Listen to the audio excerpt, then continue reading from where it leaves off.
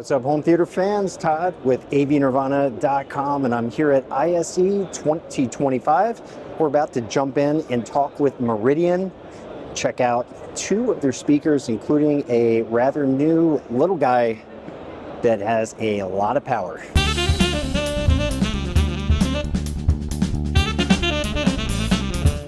Hey Barry, how's it going? Hey Todd, great to see you. Thanks for coming by. Nice to meet you.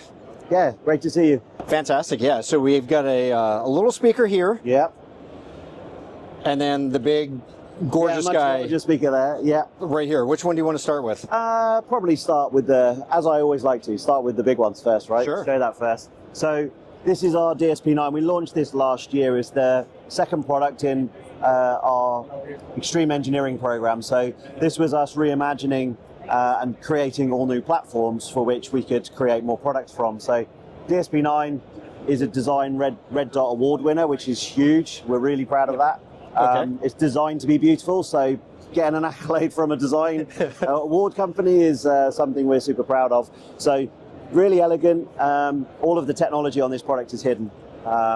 So what we did is we created a whole new brain or architecture. So that's the command board controls this speaker. It has multiple channels of DSP, and our engineering team then can decide what energy and what frequency is sent to each drive unit. Okay. So the speaker has complete control over it with our signature DSP technology. So is this an active speaker?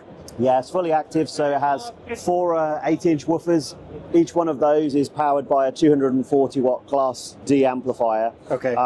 They're in their own separate sealed enclosure. So we have just under 1 kilowatt of power and a combined cone area of a 16-inch. Wow. So you imagine... So this has got some low end. Oh, yeah. Yeah, so minus 3 dB point is 20 hertz, but in room, these things will easily dip into low teens and even below 10. Wow. So if you're into like big orchestral works or big like organ music, like these things really dig. And the key thing is, like, a lot of people talk about excursion, output, how loud you can play. For us, those things are important, but actually it's the texture. If we experience large instruments like an organ, 150 ton, 10,000 pipes, that's a visceral event. And organs work by pumping air. All things really are vibrations. So what we're really proud of these is the texture in the bass that they deliver. So you really get that pulsation effect. And that when you get good control over those subsonics, it really brings the rest of the music to life. So yeah, there's basically a whole bunch of power in the bottom section, completely sealed as well. There's 2 drivers on this side. Yeah, there's 2 on this side as well. Yeah. Are they 4 active or are they? Yeah. 4 active drivers. Yeah. So you just have them posed in the cabinet. Yeah, exactly. So they're called force balance.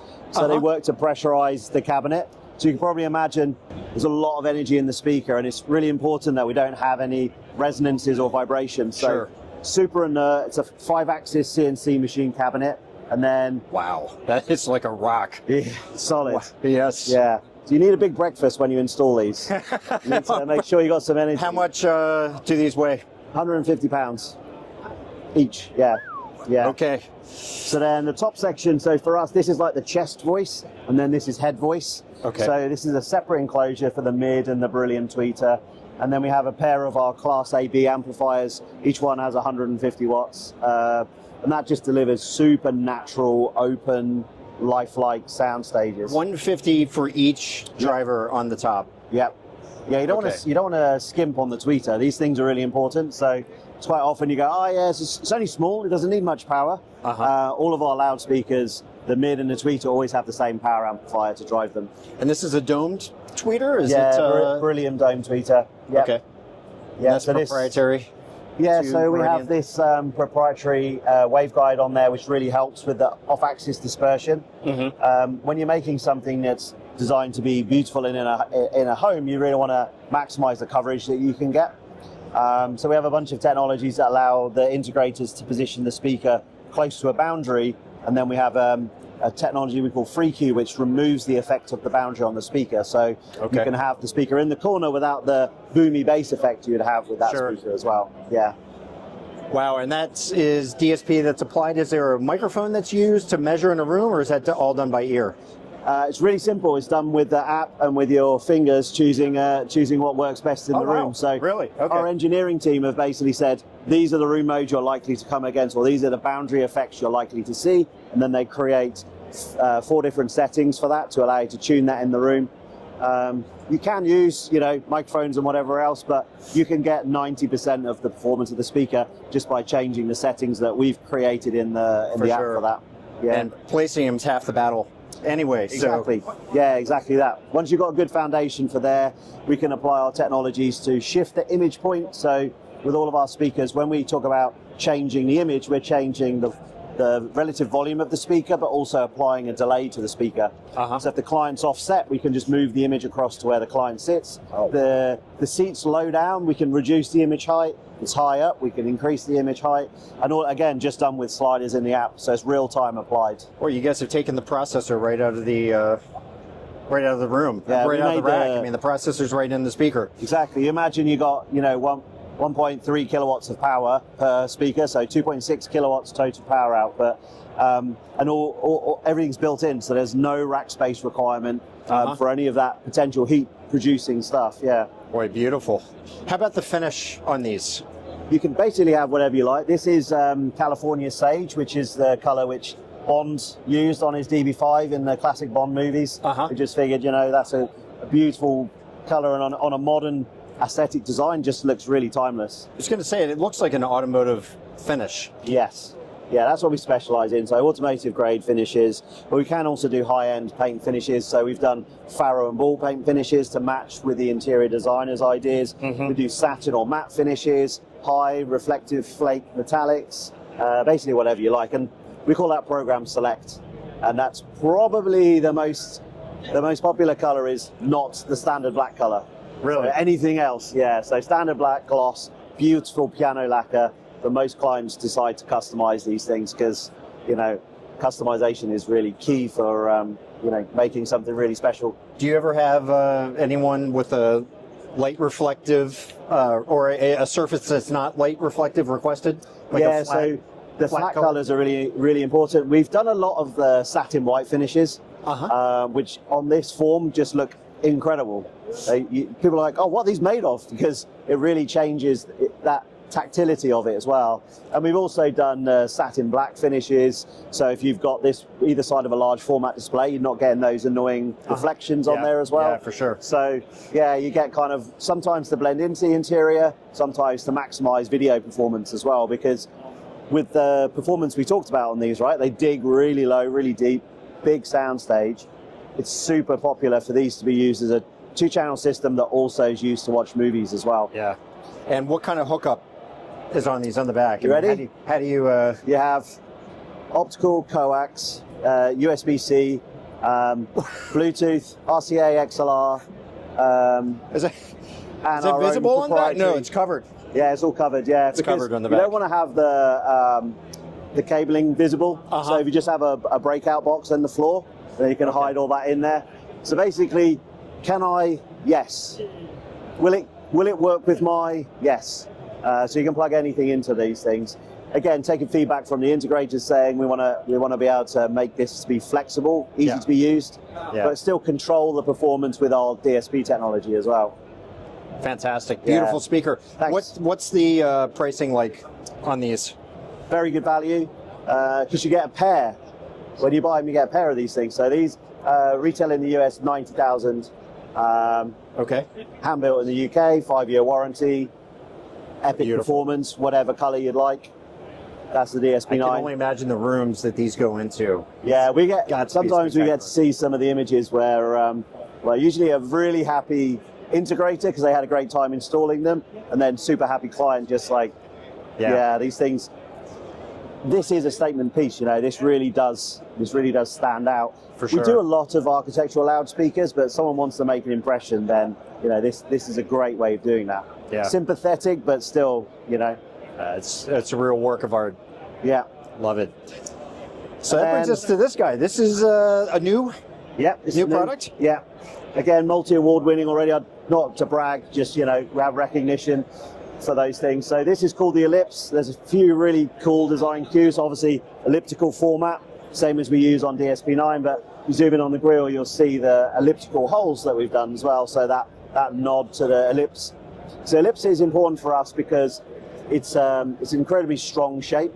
If you look at the curvature on a DSP9 or an 8000 XE, you see that we have these curves in there, and curves are really important because they help break up the standing waves inside the cabinet. So as the drive unit moves, it energizes the cabinet, and so that shape really helps the performance, the acoustic performance of the cabinet itself. So the biggest challenge is really with products like this is obviously small size, creating a big soundstage. And then when you put a lot of power in there, controlling that power. So what we didn't want to have was the cabinet to resonate. Just as we did on the DSP9, it's a bit easier when you've got 150 pounds of mass to play with.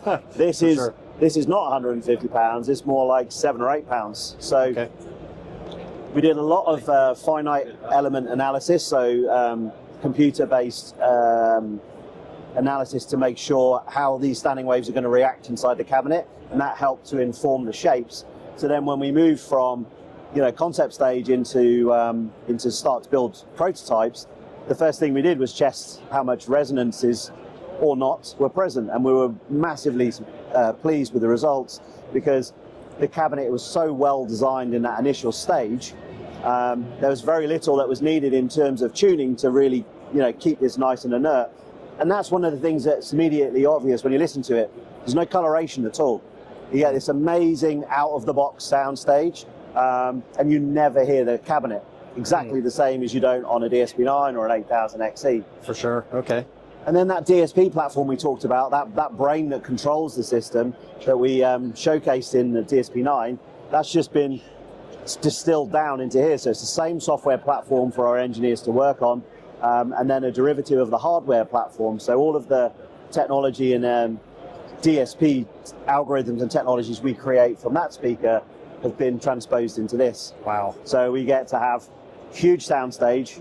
That was the big challenge, right? Because you've got a left speaker enclosure, which is sealed, separate, a right speaker enclosure, and then a woofer in the middle. Okay. So 2.1 design.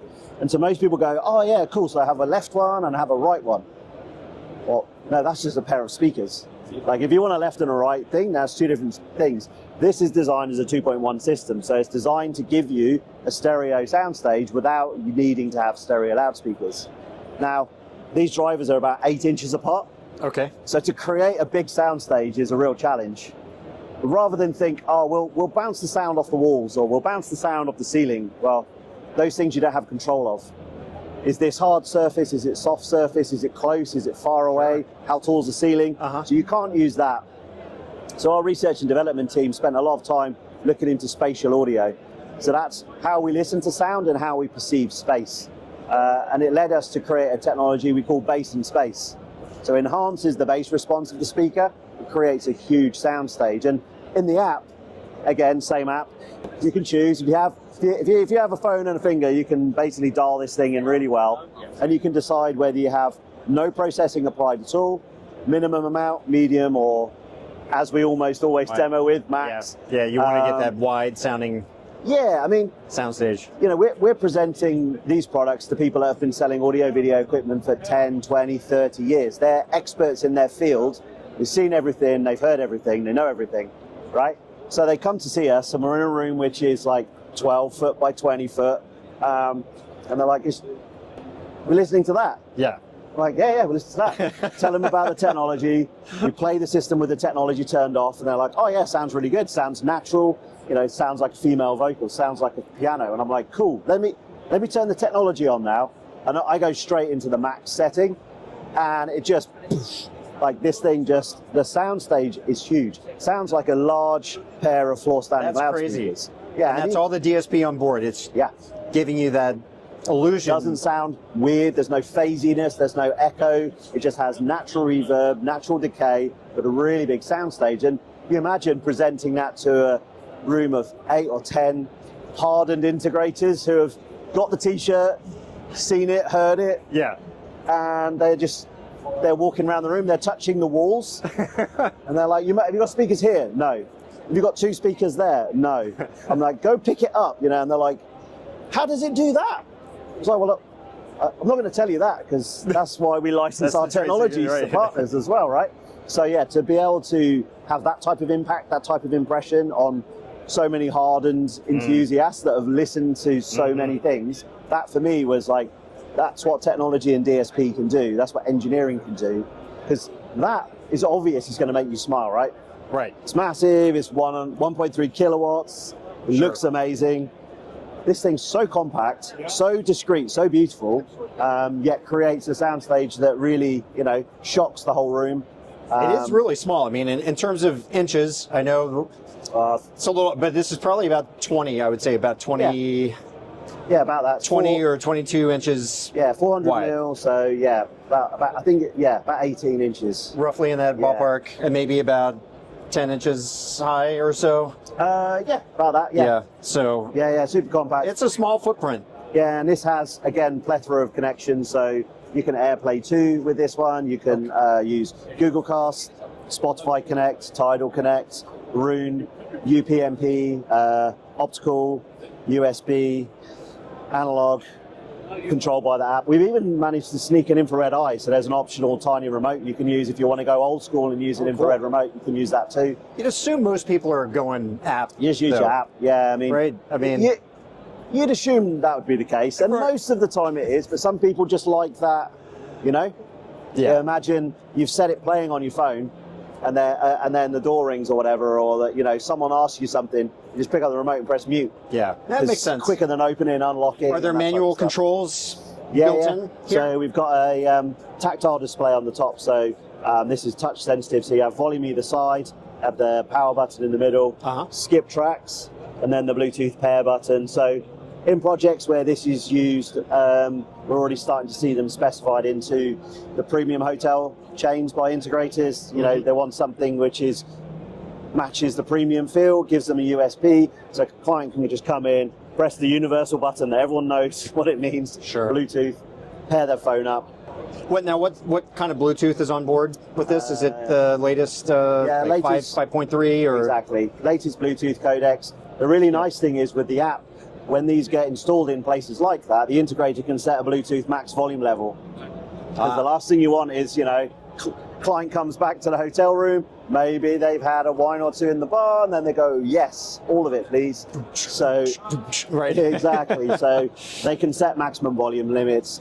You can set what the phone will do. So if the client's playing from their phone and it rings, that mutes, phone rings, they can answer, carry on. So you can set the behavior for that as well. So very nice. And this also has, the control drivers. So Crestron Control 4, Elan, etc. All of those control drivers via IP. Smart home side covered also. Yeah, your integrator knows exactly where this is and what it's doing. Okay. It is Wi-Fi. It has an RJ45 network connection as well, so you can run it with a wired connection, or you can run full Wi-Fi. And does this light up on the top? Yeah, it lights up. So blue for standby, and then it has white when it's lit up, and then you just have the touch sensitive track controls. Yeah, and then you have this really nice paint finish on there as well. Like feels expensive. Yeah, it does. Yeah, it really does. And then on the bottom side, because everyone wants to see the bits, right? Everyone wants to see the bits. Have a large aluminium heatsink. Again, same as we've done on the DSP9, on the 8000s. Take the heat away from the amplifiers, so that make sure the product can play for extended period of times. Proper power supply built into it. And these are built, in exactly the same factory by the same team that built these. This is all built in the UK? Absolutely, yeah. Yeah. The cabinet, the heatsink, everything is UK manufactured. We do all of the printed circuit boards, all of the assembly from there. Every single one of these is listened to before it leaves the factory.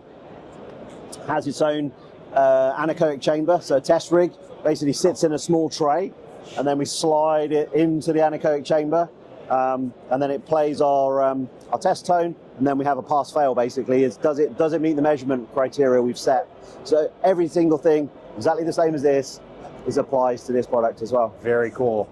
And in terms of shipping with this guy? These are available now through in the US through our distributor. So Apex Technologies US look after these. Awesome. And pricing on that? Do you know ballpark? Very good question. I'll need to double check that. Okay. Yeah. we'll throw it up on the screen once we Perfect, find out what it is. Yeah, thanks. Awesome. Well, listen, I really appreciate you taking time to talk through all this awesome technology here. Pleasure. Thanks for coming And to I see hope us. you have a great ISE. You too. And folks out there, after you're done watching this video, come over to the Home Theater Forum at avnirvana.com.